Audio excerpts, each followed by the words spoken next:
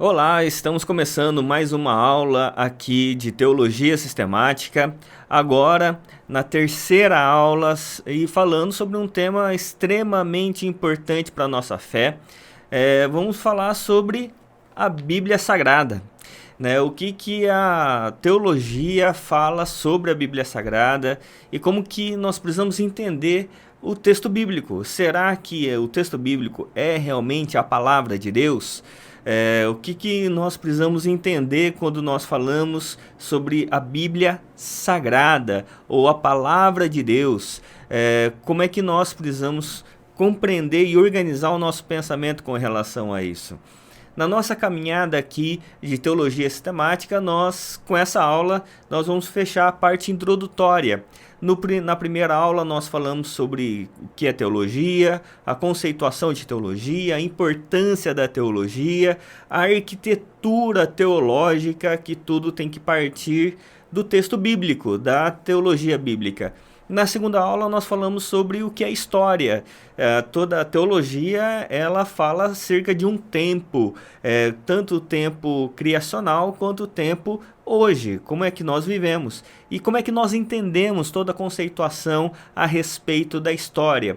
E agora nós vamos falar sobre a Bíblia Sagrada como palavra de Deus. Por isso eu quero começar esse estudo falando sobre dois textos bíblicos, um no Antigo e um no Novo Testamento. Vamos começar com o texto do Novo Testamento, que está em 2 Timóteo, capítulo 3, verso 16. Vai nos dizer assim, a Bíblia Sagrada vai estar aí projetado para você. Toda a Escritura é inspirada por Deus, útil para o ensino, para a repreensão, para a correção, para a educação na justiça, a fim de que o servo de Deus seja perfeito e perfeitamente habilitado para toda boa obra. E o texto de Deuteronômio, capítulo 4, verso 4, vai dizer assim: escute Israel, o Senhor, o nosso Deus, é o único Senhor. Portanto, ame o Senhor, seu Deus, de todo o seu coração, de toda a sua alma, com toda a sua força. Estas palavras que hoje lhe ordeno estarão no seu coração, você as inculcarás a seus filhos e delas falará quando estiver sentado em sua casa, andando pelo caminho, ao deitar-se e ao levantar-se. Amém. Esses dois textos são essenciais para a gente iniciar a nossa reflexão, a nossa conversa aqui. Primeiro porque o texto de 2 Timóteo 3 ela vai dizer claramente que a Escritura ela é inspirada por Deus. A palavra inspiração no português tem dois sentidos, né? O primeiro sentido físico, de inspirar, trazer o ar para dentro, e inspiração de você influenciar a outra pessoa, né? E o termo aqui é mais nesse segundo sentido. Até mesmo porque o inspirar seria trazer o ar para dentro. E na realidade o texto aqui é como que se Deus jogasse o ar para fora, seria uma expiração.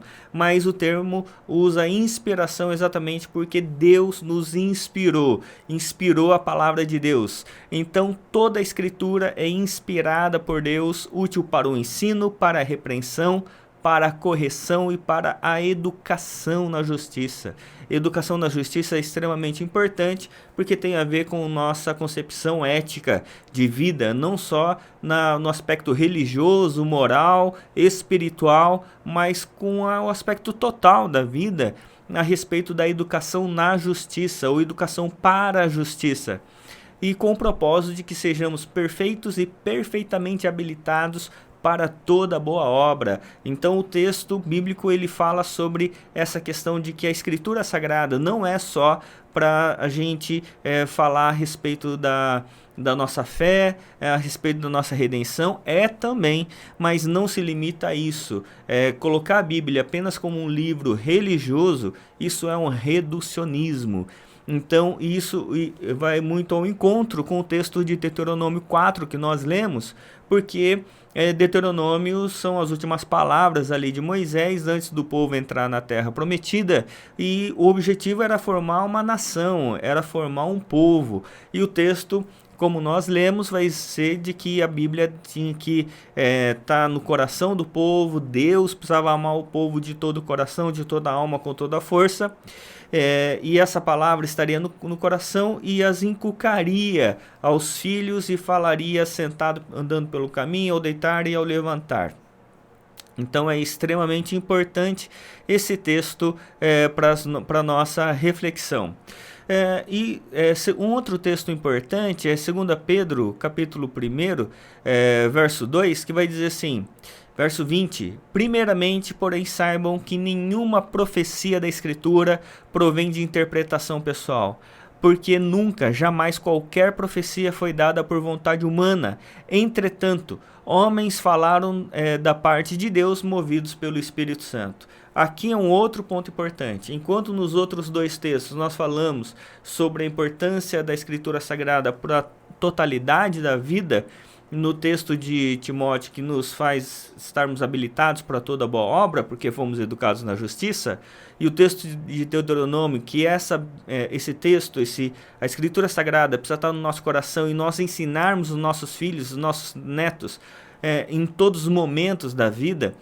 Aqui ele vai dizer claramente que a palavra de Deus, nenhuma profecia da Escritura provém de interpretação humana, ou seja, vem da racionalidade humana, vem do pensamento humano. Alguém que falou assim, vou escrever Isaías lá, falou, vou escrever aqui. Não, você percebe que todos foram chamados e inspirados por Deus. E o texto vai ficar claro, né, verso 21, que nunca, jamais, qualquer profecia foi dada por vontade humana, entretanto, homens falaram da parte de Deus, movidos pelo Espírito Santo. Por isso que é importante a gente compreender a questão da Escritura Sagrada, porque nós vamos trabalhar com o aspecto da revelação de Deus. E a Bíblia vai nos mostrar que há dois tipos de revelação. O que nós colocamos no início lá, no primeiro estudo, quando nós falamos sobre o que é teologia. Nós só resvalamos um pouco lá falando sobre dois tipos de revelação. Você lembra quais são os dois tipos? Pois bem, uma é revelação geral e a outra revelação especial. Mais para frente a gente vai falar um pouco sobre a graça, e a gente vai falar também que tem uma graça geral e uma graça especial que vai ter a ver com essa aula aqui. Então é muito importante você guardar isso na sua memória, porque vai ser importante também na relação que a gente vai ter com o aspecto da graça. Mas vamos lá, em termos de revelação geral, é quando você olha, por exemplo, para uma natureza, você olha para uma paisagem, e a Bíblia Sagrada vai dizer que tudo foi criado por Deus, então cada aspecto da natureza tem a digital de Deus. Por isso que quando a gente olha para uma paisagem belíssima, aquela paisagem de tirar o fôlego, a gente até sente mais a presença de Deus, não é verdade?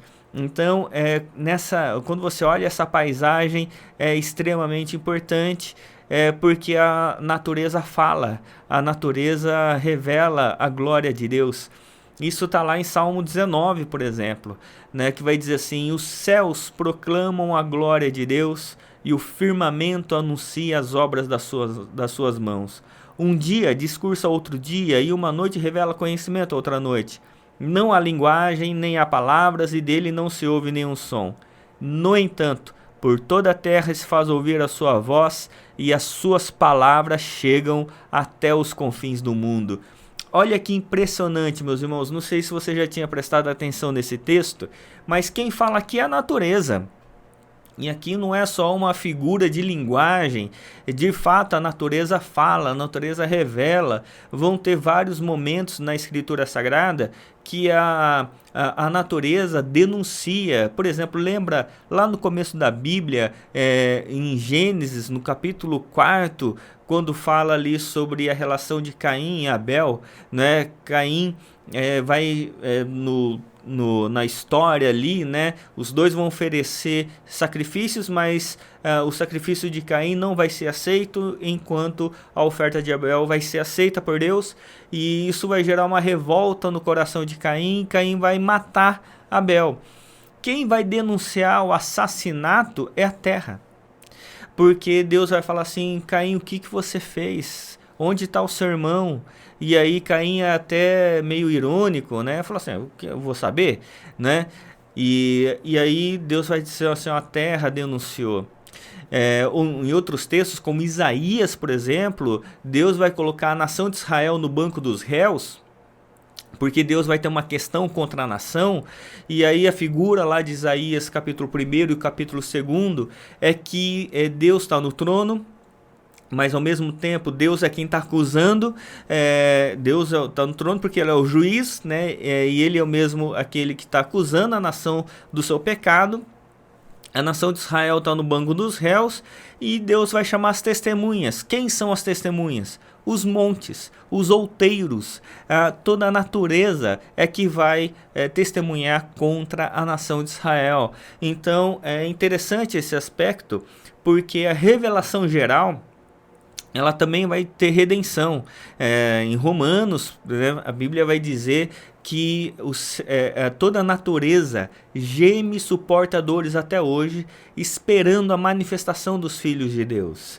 Lá em Apocalipse, toda a natureza vai ser revestida novamente de glorificação, e a gente vai ouvir os animais falando, a gente vai ouvir a natureza se revelando de fato.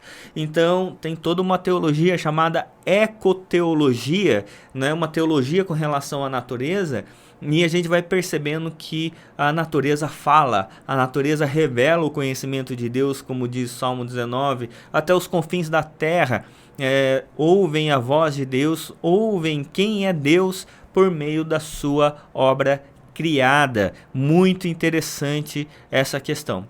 Mas há uma segunda revelação. Qual é a segunda revelação? A Escritura Sagrada, a revelação especial. A Escritura Sagrada é a revelação especial de Deus. Por isso, eu quero continuar lendo aqui o Salmo 19, que vai dizer assim: a lei do Senhor é perfeita e restaura a alma. O testemunho do Senhor é fiel e dá sabedoria aos simples. Os preceitos do Senhor são retos e alegram o coração. O mandamento do Senhor é puro e ilumina os olhos. O temor do Senhor é límpido e permanece para sempre. Os juízos do Senhor são verdadeiros e todos igualmente justos. São mais desejáveis do que o ouro, mais do que muito ouro depurado, e são mais doces do que o mel e o destilar dos favos. Amém, né? Que texto incrível. Então o Salmo 19 vai ser um salmo que fala sobre a revelação geral inicialmente, mas fala sobre a revelação especial.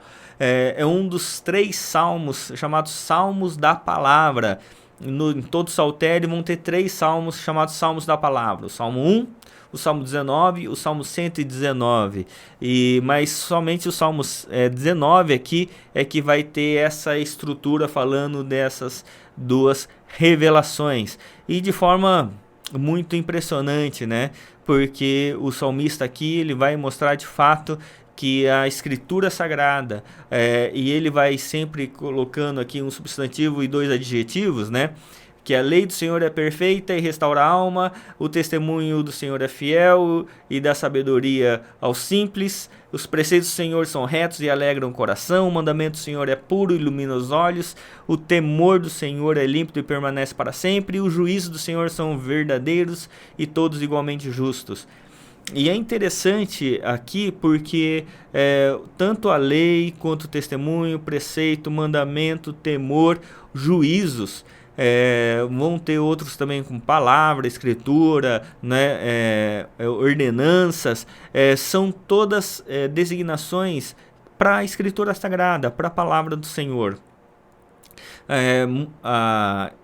Tanto no Antigo como no Novo Testamento, mas principalmente no Antigo Testamento, vai ter sempre uma estrutura que parece só uma redundância. Ele fica repetindo uma mesma coisa. Mas esse tipo de estrutura no Antigo Testamento, no hebraico, ele é um estilo literário, não é uma redundância, mas é uma repetição enfática, é um paralelismo. Então é extremamente importante quando a Bíblia Sagrada quer dar ênfase em alguma coisa e que algo é realmente importante, então ele usa essa estrutura de literatura, muito importante.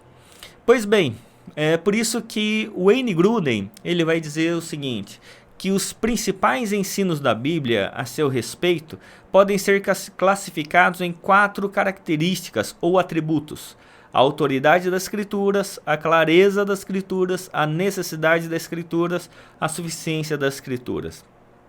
Está no livro do Wayne Grudem, a Teologia Sistemática. Deixa eu só explicar uma questão aqui. Porque quando a gente olha para o conceito de Bíblia, alguns vão entender que a Bíblia é a palavra de Deus. E por ser a palavra de Deus, ela tem autoridade.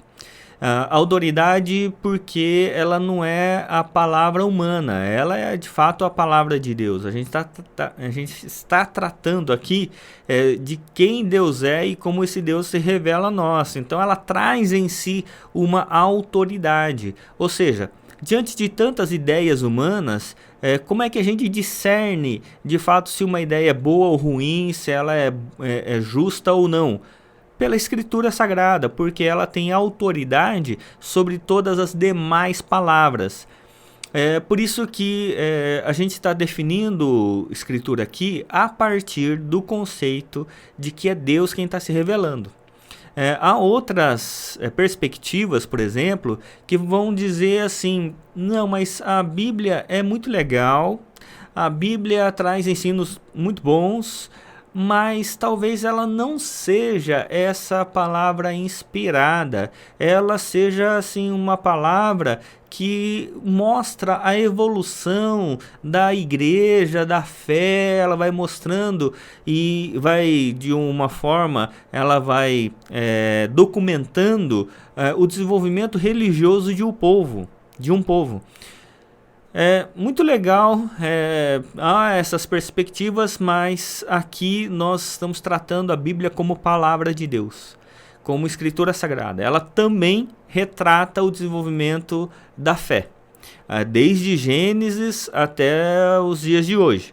Ela desenvolve essa relação histórica, ela desenvolve também essa relação sociológica, de como que a fé ela foi se desenvolvendo ali de uma família, né, a família abraâmica, depois de tribos, as 12 tribos de Israel, depois chegou a ser uma nação e como isso popularizou para o mundo inteiro. Ela também tem um aspecto sociológico, ele também tem um aspecto filosófico, porque por exemplo, Paulo vai usar a filosofia grega para falar com os atenienses. Tem várias conceituações filosóficas judaicas, por exemplo, no livro ali de Provérbios, o livro de Eclesiastes, várias conceituações sociológicas, filosóficas no livro dos profetas no Antigo Testamento, no Novo Testamento também.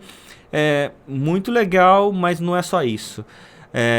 Apesar de a Bíblia Sagrada mostrar os aspectos antropológicos, filosóficos, sociológicos, históricos, para nós, ela, além de tudo isso, ela é a palavra de Deus e é por isso que ela tem autoridade sobre todas as coisas. Além disso, ela tem a clareza, né? A clareza, e eu vou mostrar daqui a pouco como que o Antigo e o Novo Testamento eles trabalham conjuntamente. Ela também mostra a necessidade à medida que a Bíblia Sagrada vem a nós, né, como instrução para a nossa vida, como que nós precisamos desenvolver uma vida ética. E ela é suficiente para a redenção. Pois bem, eu gosto sempre de mostrar essa figura do Antigo e o Novo Testamento, como eles trabalham conjuntamente. O Antigo Testamento é dividido alguns dividem em 3, mas eu gosto de dividir em 4 partes aqui: lei, históricos, poéticos e proféticos. e o Novo Testamento, Evangelhos, Atos, Epístolas e Apocalipse. Se você perceber no gráfico aqui que está aí mostrando, a lei é o fundamento. Depois tem os livros históricos, que é a tentativa do povo em viver a lei. Os poéticos, que são os livros que falam sobre os salmos, cantares, por exemplo. E os proféticos, que fala sobre a esperança messiânica. Mas essa estrutura do Antigo vai ser a mesma no Novo Testamento. Porque ao invés da lei, vai ter os evangelhos como fundamento para o Novo Testamento. No lugar dos históricos vai entrar Atos, que é o livro histórico do Novo Testamento. Vai entrar as epístolas no lugar dos poéticos. E Apocalipse, que é o livro profético do Novo Testamento. Então a estrutura é a mesma, e Apocalipse mostra essa esperança messiânica da segunda vinda de Cristo Jesus. E o conceito de aliança vai percorrer toda a escritura sagrada de Gênesis a Apocalipse. Então é interessante a gente perceber como que a escritura foi sendo formada ao longo do tempo. São 66 livros de diferentes autores, são 39 livros no Antigo Testamento e 27 no Novo, e como ela tem uma unidade, como ela tem essa unidade, essa clareza de forma extraordinária. O Antigo Testamento ele foi sendo desenvolvido, e após a destruição de Jerusalém pelos romanos em 70 d.C., os judeus foram dispersos. Os remanescentes do Sinédrio judeu, a Suprema Corte dos Judeus, mudaram-se para a antiga cidade de Jamnia. Em 90 d.C., um conselho foi realizado em Jamnia, sob a direção do rabino Akipa. Um dos itens de discussão foi o reconhecimento dos escritos judaicos, que deveriam ser considerados oficiais. O resultado desse conselho foi que os livros que constituem o nosso presente Antigo Testamento foram reconhecidos como palavra de Deus. Devemos salientar que este concílio não estabelece a canonicidade desses livros, mas sim reconhece os livros como sendo a palavra de Deus. Então, com relação ao cânon do Antigo Testamento, esse concílio de Jamnia foi muito importante, porque ele ratifica o que já era comum, né, que os 39 livros do Antigo Testamento eles já eram reconhecidos, né, como palavra de Deus, embora não tenha ratificado a canonicidade, isso vem depois, mas já mostrava. Com relação ao Novo Testamento, vão ter dois concílios importantes. Vou colocar aí o concílio de Laodiceia, em 363 depois de Cristo, né, que pediu que apenas livros canônicos fossem lidos do púlpito, todos os nossos livros do Novo Testamento listados, exceto Apocalipse. E no concílio de Cartago, em 397, reconhecemos nosso presente cânon do Novo Testamento, incluindo o Apocalipse. Então, aí sim é ratificado. Teve debate com relação a se incluir Apocalipse ou não, mas graças a Deus foi incluso. E a gente crê, né, que Deus também conduz o texto e conduz os concílios, esses concílios iniciais, até para ratificar se o que ia ser texto sagrado ou não, tudo era feito conciliarmente. Se você lembra, em Atos capítulo 15, que era um debate a respeito, por exemplo, se os judeus, melhor dizendo, os gentios, poderiam ser salvos ou não, e aí havia uma discussão que talvez o evangelho fosse só para os judeus até os confins do mundo, ou se ia incluir os gentios. Foi resolvido num concílio chamado Concílio de Jerusalém, em Atos 15. E que aí vai ser ratificado, né, que a salvação era para todas as pessoas, todos os povos, todos aqueles que crescem em Cristo Jesus seriam agora da família de Deus. A igreja não seria mais nacionalista, mas ela seria internacional, né, seria para todos os povos. Então é extremamente importante essa questão dos concílios, e os concílios ao longo do tempo também foram usados por Deus para formar o cânon no Antigo Testamento e o cânon apareceram no Novo Testamento e o texto final que nós temos como Bíblia Sagrada.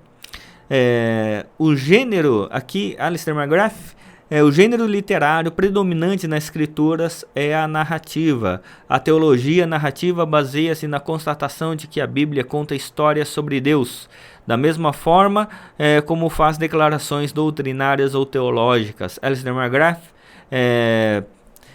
nesse livro Teologia Sistemática, Histórica e Filosófica.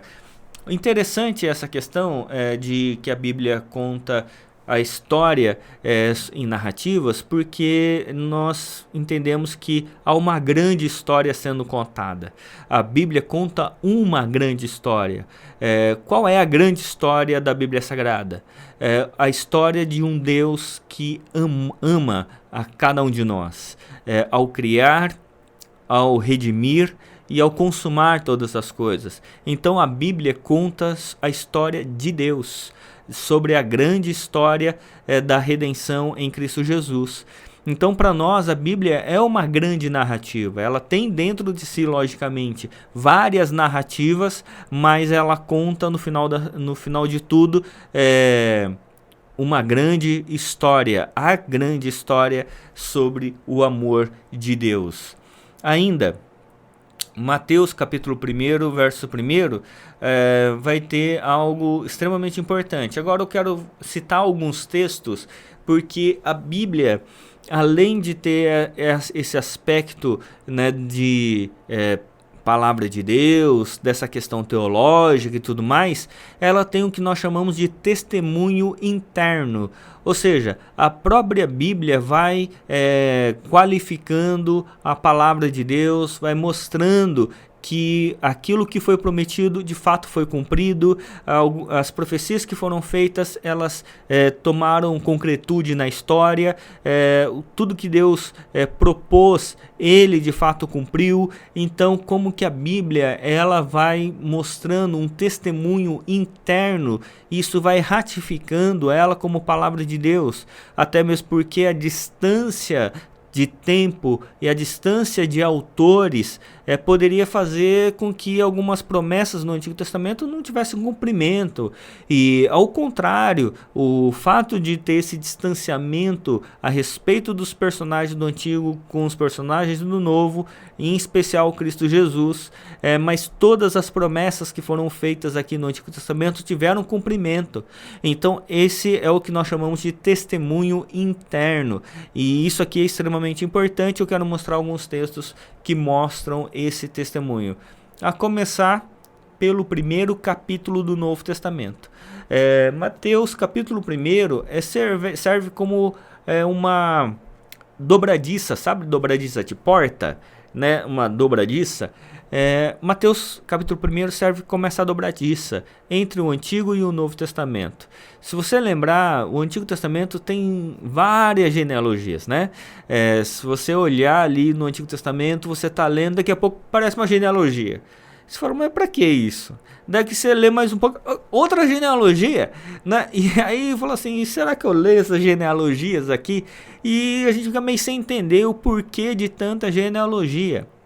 E no Novo Testamento vão ter só duas genealogias. Uma no capítulo 1 de Mateus e uma no capítulo 3 de Lucas. E essas duas genealogias, elas comprovam todas as demais genealogias do Antigo Testamento. Enquanto a genealogia de Lucas, que está escrevendo para gentios, a genealogia de Jesus vai até Adão. A genealogia de Mateus, que está escrevendo para judeu, que valorizava muito o início da igreja em Abraão, vai até Abraão. Então, é importante a gente entender que todas as genealogias do Antigo Testamento tinham um fundamento. Qual o fundamento? De que a promessa de Deus, que o filho da mulher pisaria na cabeça da serpente, lá em Gênesis 3,15, e que esse filho viria por meio de Abraão, que era o patriarca, e que passaria por Davi, que é a raiz de Jessé, que o Salvador viria a partir da descendência davídica, que Deus fez uma aliança. Então viria o Cristo Jesus. Então todas as genealogias, elas serviram para mostrar que Deus estava preservando ali a semente santa, a semente prometida. e aí que vai encontrar cumprimento em Jesus. E aí a genealogia de Mateus e a genealogia de Lucas, as duas únicas genealogias do Novo Testamento, é exatamente esse testemunho interno para mostrar que Deus conduziu a história e trouxe o Filho para dentro da história, em cumprimento com todas as promessas do Antigo Testamento, que Deus disse e foi reafirmando em todo o Antigo Testamento, por meio das genealogias, por meio das profecias, e o cumprimento se deu em Jesus. Vamos lá. Mateus capítulo 1, verso 1. Livro da genealogia de Jesus Cristo, filho de Davi, filho de Abraão. Perceba, ele já começa mostrando aqui genealogia de Jesus, filho de Davi, porque foi prometido que viria da raiz de Jessé. Jessé era o pai de Davi, né? E filho de Abraão, onde começou a igreja. Então, tudo foi. E aí mostra várias pessoas e chega no verso 17, que diz assim: assim, todas as gerações desde de Abraão até Davi são 14, desde Davi até o exílio na Babilônia, 14 gerações, e desde o exílio na Babilônia até Cristo, mais 14 gerações. E, logicamente, esse número é um número não literal, né? Mas apenas um número para mostrar as 14 principais gerações. Então, esse testemunho interno, a Bíblia confirmando a própria Bíblia.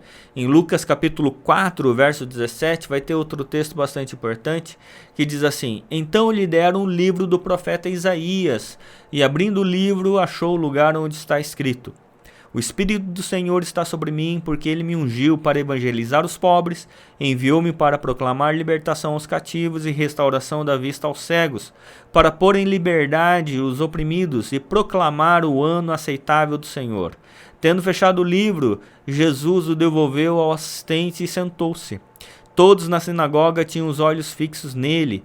Então Jesus começou a dizer: hoje se cumpriu a escritura que vocês acabam de ouvir. Esse texto que Jesus cita aqui, né, de Isaías, é Isaías 61, né, é um texto extremamente importante e que mostra uma profecia a respeito de Jesus. Então, Jesus, que é o cumprimento de Isaías, ele pega o rolo, né, que o texto era só em rolo antigamente, e ele lê e fala assim: hoje se cumpriu esse texto que vocês acabaram de ouvir. E mostrando essa questão também do testemunho interno. Outro texto bastante interessante é Mateus 26, verso 51.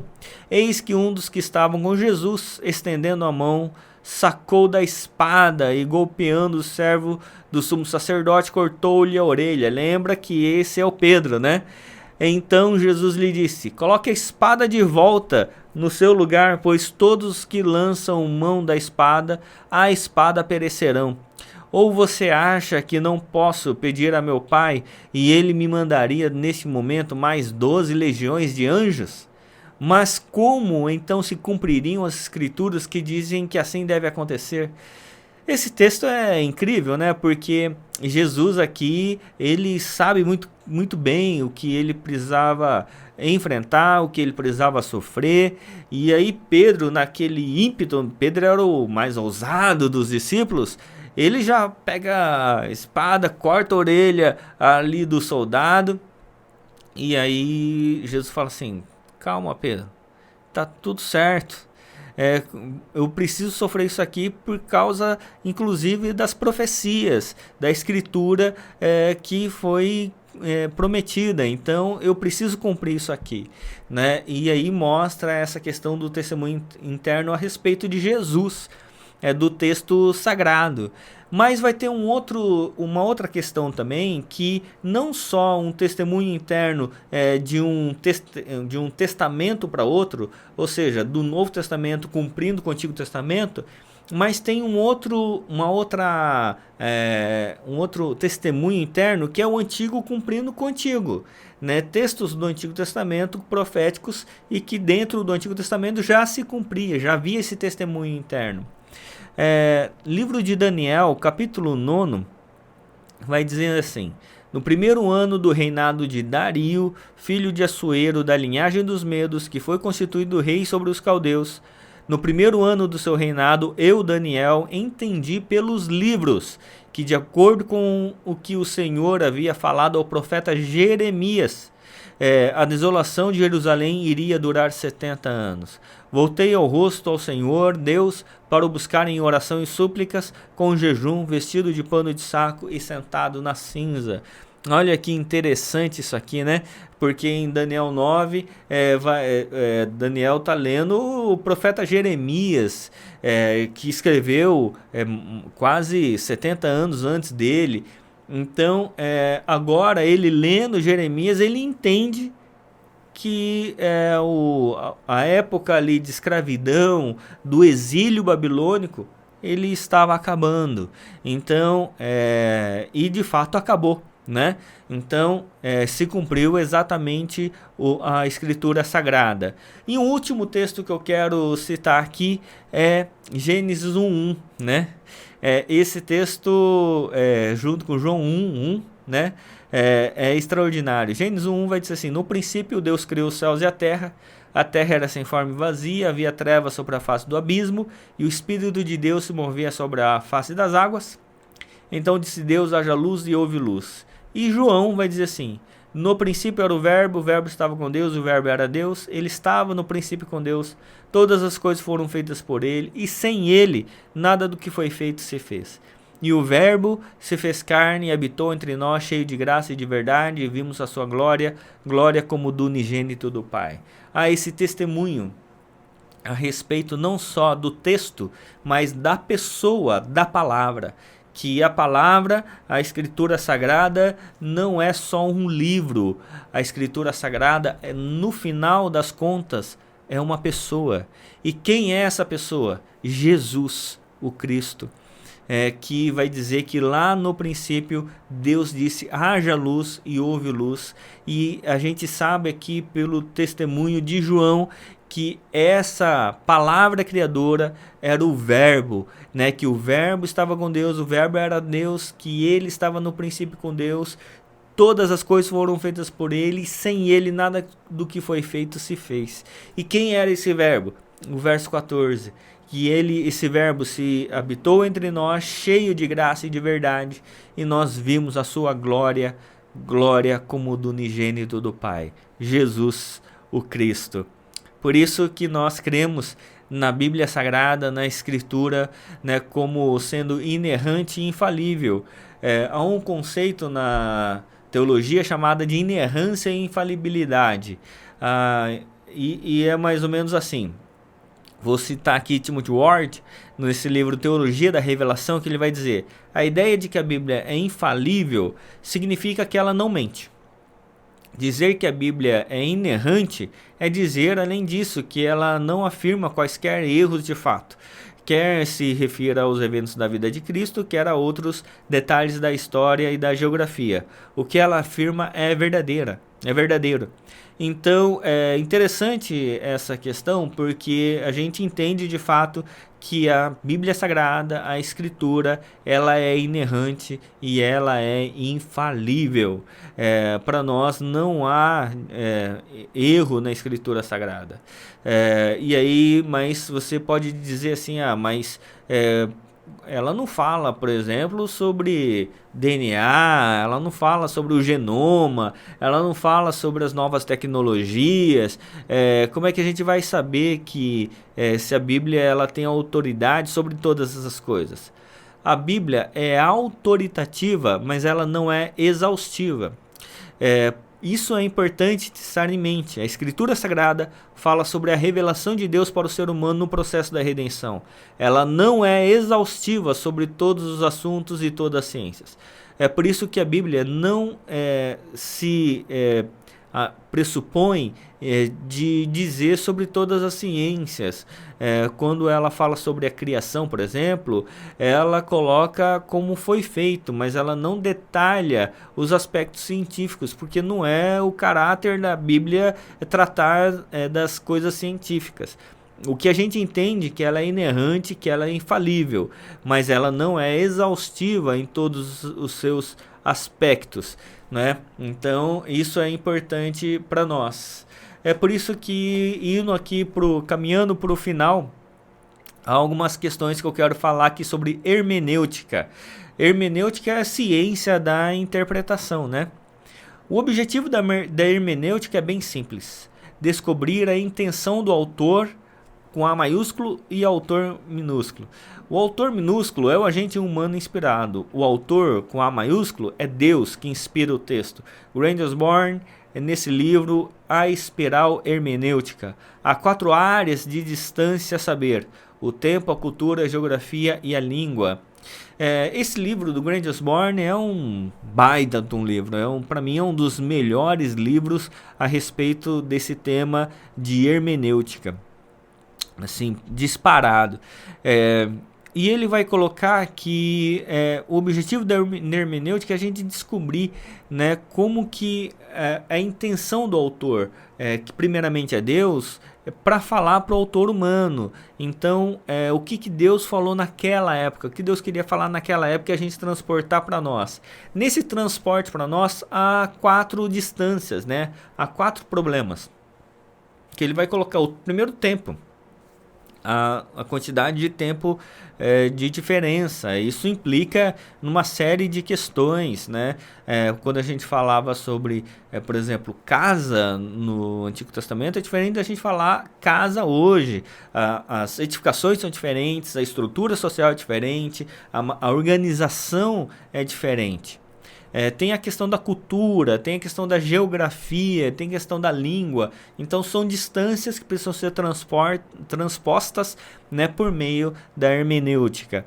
Mas há 3 perspectivas essenciais para o adequado entendimento da tarefa interpretativa. Primeira, a hermenêutica é uma ciência, uma vez que faz uma classificação lógica e ordenada das leis da interpretação. A segunda, ela é uma arte, uma vez que é um conhecimento que se adquire, exige tanto imaginação quanto competência para aplicar as leis. A terceira e mais importante perspectiva é de que a hermenêutica é um ato de caráter espiritual, realizado na dependência do Espírito Santo. Então, é muito importante a gente compreender essa questão da dependência do Espírito Santo, porque a Bíblia Sagrada, por ser a palavra de Deus, e nós entendemos que ela é sim a palavra de Deus, autoritativa sobre todos nós, inerrante, e nós precisamos, por isso, do Espírito do Senhor para poder interpretá-la.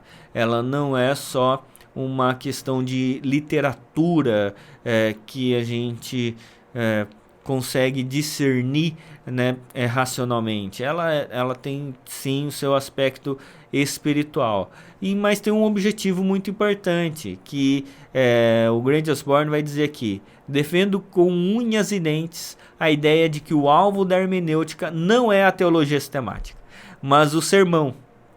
O verdadeiro propósito das escrituras não é a explicação, mas a exposição, não é a descrição, mas a proclamação. A palavra de Deus fala a cada geração e a relação entre significado e significação resume a tarefa da hermenêutica. Muito legal isso aqui, mas você pode perguntar, mas a gente não está estudando teologia sistemática? Sim, estamos estudando teologia sistemática, mas tudo na teologia.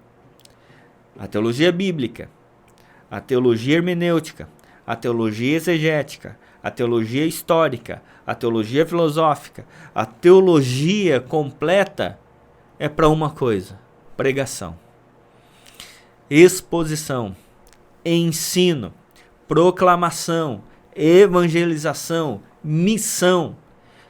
Sem isso, todo o restante perde sentido.